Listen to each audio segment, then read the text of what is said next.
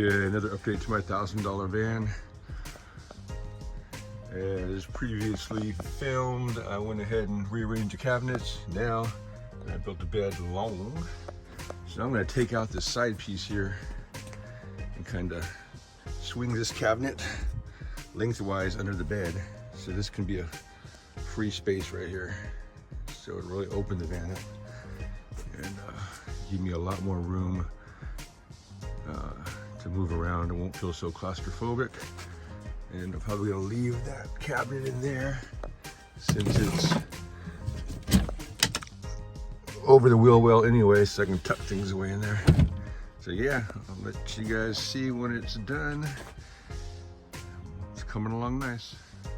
Okay, successfully got this part of the old bed removed, and things are going pretty good. But now my problem is, well, not the problem, my next project is diesel heater, Chinese diesel heater. A lot of parts, very bad instruction manual. I'm gonna go watch some YouTube videos and have myself a hamburger and try to tackle this sucker. Gotta drill holes in my floor. This is the bottom. Send out an exhaust pipe and an intake and hook up that fuel tank somewhere or get a different fuel tank. Problem I'm having now is the petcock right there where the gas comes out of, there doesn't seem to be one. It didn't come with one. So I'm trying to figure out that and where this thing goes. Seems like that should be smaller and go in there, but I don't see how that's gonna seal. Anyway, I'll figure that out, watch some videos. Okay guys, it's going pretty good. $1,000 van build. Well, I started out with a $1,000 van and it came pretty built out, but we'll see how much I got into it when it's all said and done. Hopefully under 2,000. Okay, camper van build, $1,000 purchase, and it came pretty put together, but I did a few things. Well, the project for today is the diesel heater, Chinese diesel heater. Came with a lot of parts, but not all the parts. It didn't come with a petcock, so I don't know how I'm gonna get the gas out of it. So I'm gonna have to order one of those on Amazon, and I'm gonna order a fuse block. So we'll see how that goes. But other than that, I think I got all the parts. What I'm gonna do now is, I was trying to figure out where to put it. First I was thinking right about here, but it's in the way. And I don't like it. And there's a spare tire underneath, so there's not a lot of room to run all the exhaust and intake and fuel lines. So my new idea is right here. So since this is gonna be kind of my cargo bay to refill with water and all that stuff, I figure I can put the fuel tank right about here. So I can fill it up with diesel right here. I can run, this is upside down, but I'll run the pipes, cut a hole, and run everything right out here at the bottom. And I can run the vent up here, right through there. That'll give me my heat. And we'll see how that goes. But right now I'm gonna measure everything up and cut the hole, and I'll let you guys see how that goes. Got the placement, got the hole. At this point we can assemble it pretty much before we slide it into its positioning. So first we're going to grab the rubber gasket, and this will keep it, you have to have that in there so it doesn't vibrate too much, make a whole lot of noise. So we're going to put that on, then take our plate. We're going to fasten it to this plate, and then we'll fasten it to, we'll screw this plate to the floorboard. We're going to install it. Make sure that gasket's nice and put in there properly. Okay, put the plate on. And we got the 4 bolts here. Pretty simple. It's a pretty simple process, especially when you watch a YouTube video. And we'll get this on. those are on, I will pick up where we left. Next, we'll put the exhaust pipe on, and a hose clamp, and then the intake hose. So these are, this is the exhaust, and this is the intake for the combustion of the little diesel engine.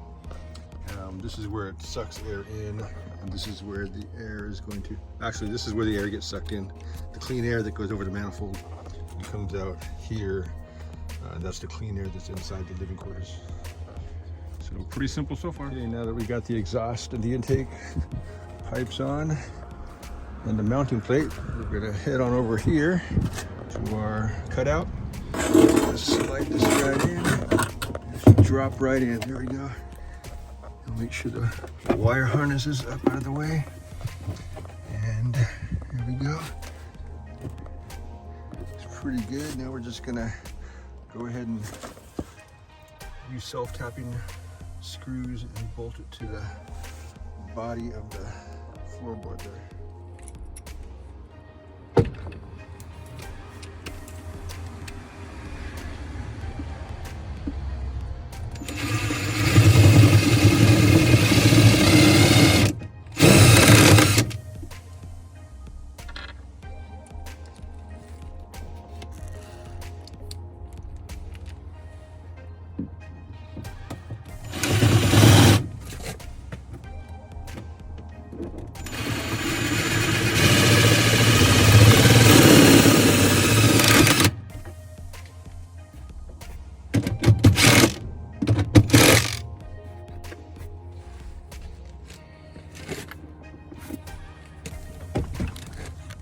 There we go. Hopefully I used the right ones. Now, the problem I have is I have to get an extension to be able to put the self-tapping back there, but I'll get that later. So at this point, I'm gonna try to get the fuel tank lined up and the fuel line to the bottom there. And I'll show you that one instead. Surprise, surprise, surprise. I found a petcock in the mounting hardware. Who would have thought they'd put it in there? Well, that's wonderful.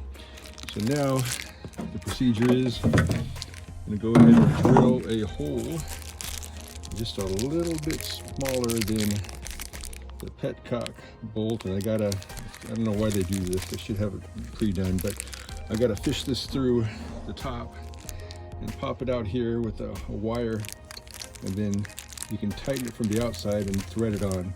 But be careful not to forget to put the O-ring on.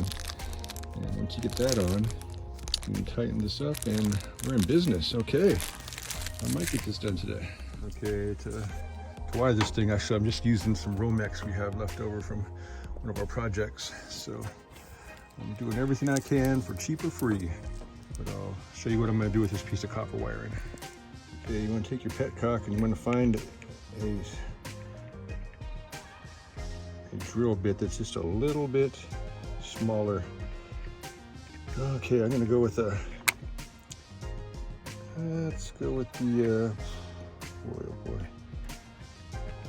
There's a 1/4 inch, or should I go with the, yeah, I think I'm gonna go with the 1/4 inch. Let's see if that does it. I'll double check it here. Yeah, I can always go bigger, but you can always go a little bit bigger, but you can't go backwards if you take too much meat off. So let's go with that.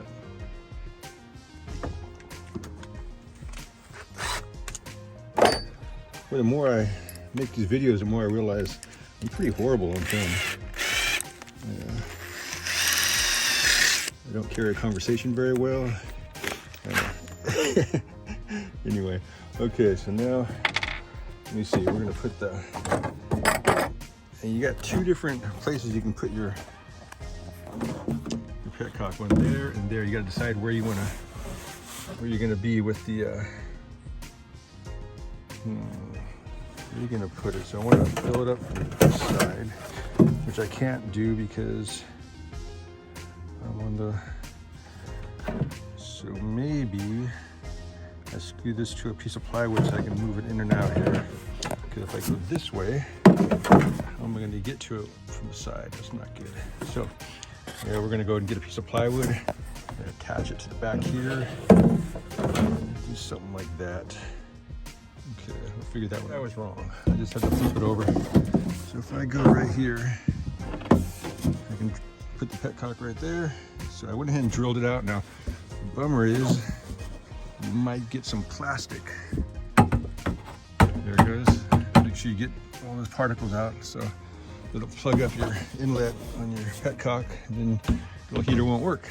So now I'm gonna get that attached, and I'll show you how I'm gonna do that.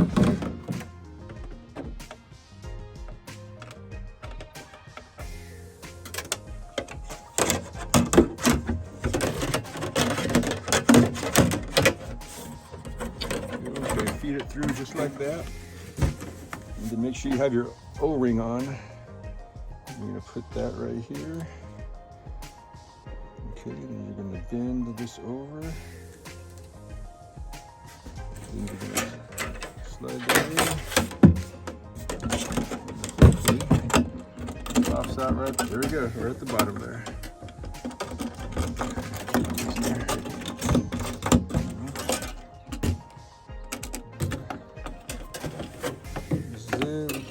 Get it. The hole might be a little too small. Oh no, there's the wires in the way. Okay, there. And get your pliers. Remember, you don't want to booger it up too much because there's hose on it. You don't want it to leak, but you gotta get that. Maybe I should be using needle nose, but I don't have any on me. So pull that. Oh, there we go. And then, wow. Let's see, we're gonna thread that. Try to thread that plastic here.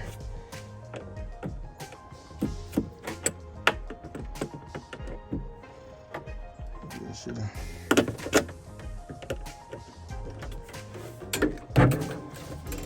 Let's see.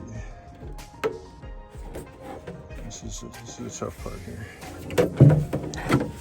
As you're trying to film, I'm gonna go ahead and, you get the idea though, I'm gonna try to thread that on from the inside and then put the nut and the O-ring on, but I'm gonna do that off camera because I don't got a good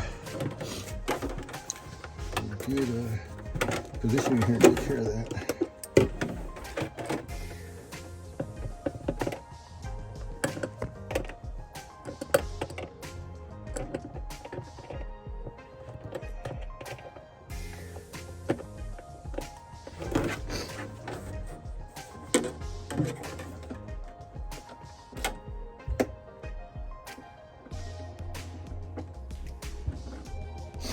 Okay, so there you go. I screwed it on. Remember, you got to go reverse because it's coming from the other side. But this is something you can mess up. So hopefully I didn't mess it up. Hopefully I got it in there straight. And now you're gonna get your other O-ring, put that on. And then you got the nut with a little indentation there. So it's gonna leave room for the, oh, okay, see, I gotta thread it in more. So I have something to thread the nut. We go, now it's properly threaded. Now once you get to that point, now once you got it going, I was able to do it by hand once the threads were made. So, okay, now we're gonna put our O-ring on. So it's gonna go down there, and then we get our nut. Hand tighten this. You're not going to want to do it too much more than hand tight, but once you get it hand tight, then maybe a half a turn. You don't want to crush that, flatten that O-ring out too much. You can always tighten that up a little bit if it needs to be, but let's see, I think we're good. I can't undo it by hand, so we're going to go with that. Okay, now I'm going to get this installed. Okay, fuel tank installed. And yes, it is indoors, but hopefully with a clean installation job. The line is going to go straight down here underneath the van and to the heater right there. So it's a short, excuse me, a short 2 feet. That's supposed to be more than 2 meters, it said, with the instructions, because the fuel pump really isn't that strong, but I think that's less than a meter. So we're gonna be good. Okay, gonna drill a hole through the floorboard. Line it up right. Let's see what we are. I already started it. Let me see here. Right there.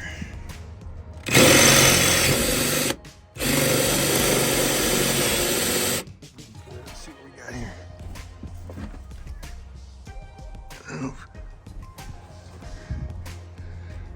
Any wood. Let's see. What do we got? Yes, not too bad. Would have been nicer to have it a little closer. But that'll work. Okay, there we go. Dropping fuel down to the floorboard, underneath the van. Let's go ahead and get fuel pump hooked up. Okay. It's on, I think it has to prime, but the fan's going. I can hear that. Give it time to work here. Now I did kind of just, I haven't ran a wire to it, but I wanted to see it works. Diesel in it, not a whole lot left to go. So I'm trying to read these instructions. I think I was supposed to prime it, but we'll see. Okay, I hear the noisy little fuel pump ticking. It's blowing air.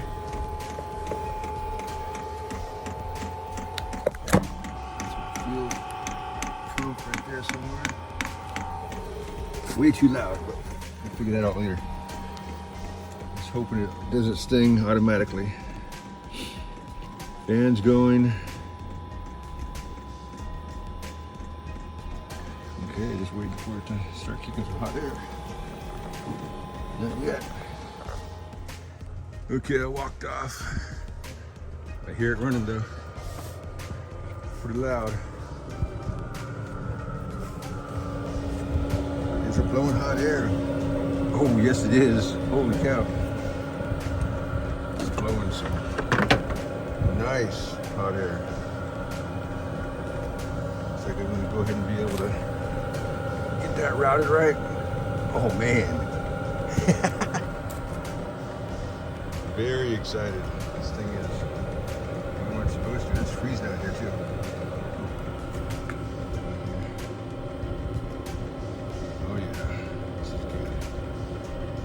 Okay, I'm gonna have to shut it down. I'll get it all wired in soon, but let's see if the little control thing will shut it down.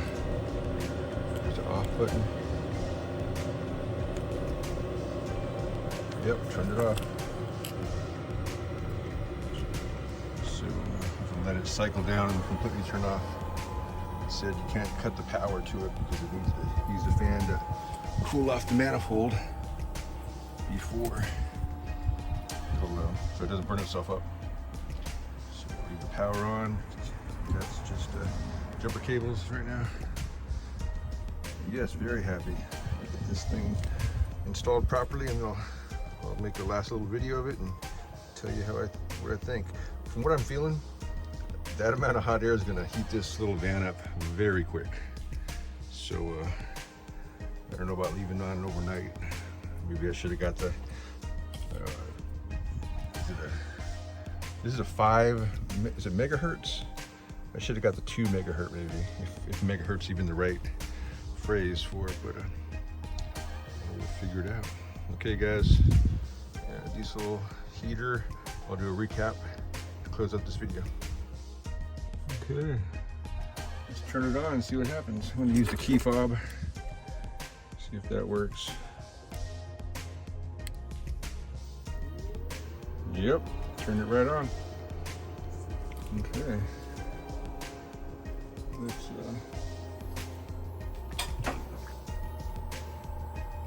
okay, let's set the heat up, warm up. Go inside and see what it's doing.